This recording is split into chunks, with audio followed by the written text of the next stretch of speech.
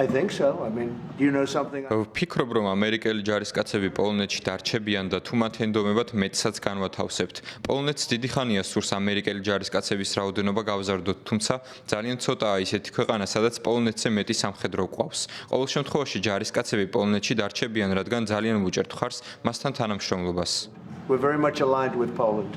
არაერთხელ გამოხატეთ თქვენი იმედგაცრუება ვლადიმერ პუტინის მიმართ, თუმცა მას შემდეგ რაც თანამდებობა დაიკავეთ, რატომ არანაირი ქმედება არ მოხოლია ამას? How do you know there's no action?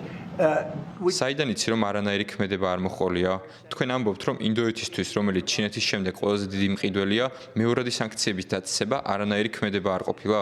ეს რუსეთს $100 მილიარდი დაუჯდა. თქვენ ამას უმოქმედობას უწოდებთ? ჯერ არც მეორე და არც მესამე ფაზა არ დამიწყია, მაგრამ როდესაც ამბობთ რომ უმოქმედოდ ვარ, სჯობს ახალი სამსახური იპოვოთ. თუ გახსოვთ, ორი კვირის წინ თქვი რომ თუ ინდოეთი რუსულ ნავთობს იყიდდა, პრობლემები შეექმნებოდა და ასეც მოხდა. ამრიგად ნუ მეუბნებით რომ უმოქმედოდ ვარ. And that's what happened. So I have no message. პრეზიდენტი პუტინისთვის არანაირი გზავნილი არ მაქვს. მან უკვე იცის ჩემი პოზიცია და ის გადაწყვეტილებას ან ასე მიიგებს, ან ისე.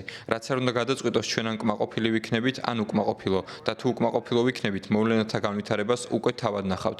პრეზიდენტ ზელენსკისთან სატელეფონო საუბარი ძალიან მალე მექნება და მეტნაკლებად გავიგებ, რას ვაპირებთ.